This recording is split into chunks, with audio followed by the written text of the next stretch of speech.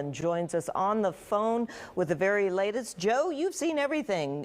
Cars smashed in, fires in the middle of the streets, and buildings looted. Where are you, and what do you see now?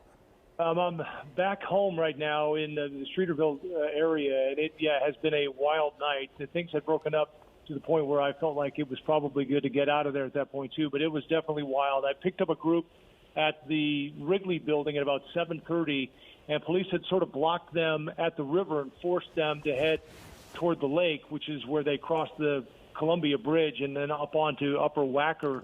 And that's when they headed toward the Loop, where most of the action was tonight, mainly around State and Lake. And that's where some of these car fires were that you mentioned.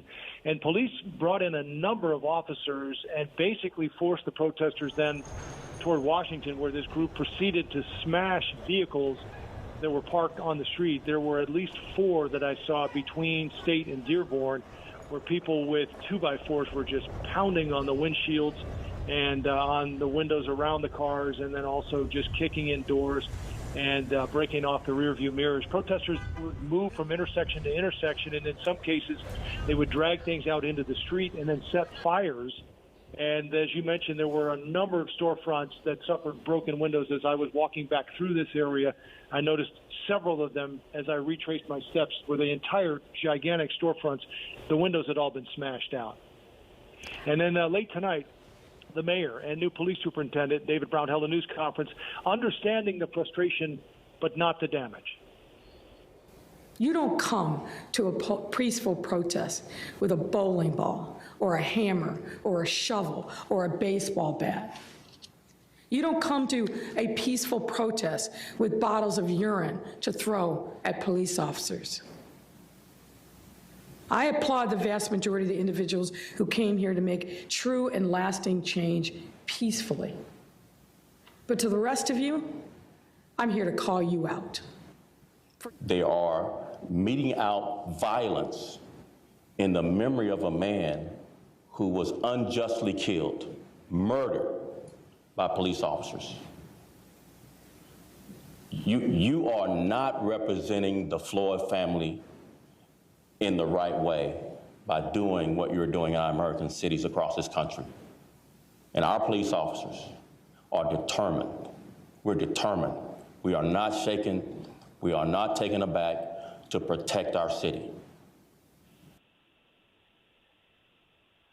So that's some of what we heard tonight from the mayor and new police superintendent. And I should point out as well, there was one point as we approached 9 o'clock where I crossed a couple of police officers and asked them about the plan and what the plan was for this curfew at 9, and they hadn't even heard about it. In fact, as I was talking with these 2 CPD officers, both of their phones chirped, and mine did as well, with the alert that this curfew had been set in place. But no one really knew, and I can guarantee you, because I never heard it out there, and if I hadn't been in touch with the station, I wouldn't have known either. So these protesters probably didn't know about it either. There was no warning, really, or no PA system letting people know that this curfew was in place. And if there was, I never heard it, and I was really in the heart of this thing. And as I said, at times there were protesters throwing items, anything and everything they could, over the top of the crowd at the officers.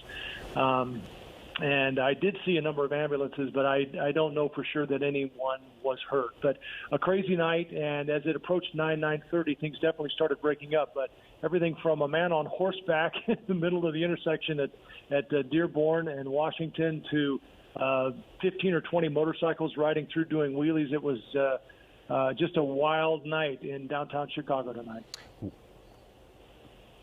Wild and sometimes dangerous there. We want to take you live to looting at a CVS. Skycam 9 is over it. That's not a protest. Again, we keep saying it. That is looting. These people broke the glass, and they were able to get inside of this CVS. Joe raised an interesting point, Jackie, about the alerts going out, that people didn't exactly have a lot of lead time. Those bridges were raised. The CTA was shut down. That, of course, raises questions about how people are supposed to get home. As you see that crowd running away there, once again, yes, another drugstore looted, just like the Walgreens, but here come the police and off they go. You know, we thought this was settling down, but there still seems to be pockets of looting, pockets of violence. Last time we were in the River North area. This CVS is where, producers? LaSalle. It is on LaSalle, but again,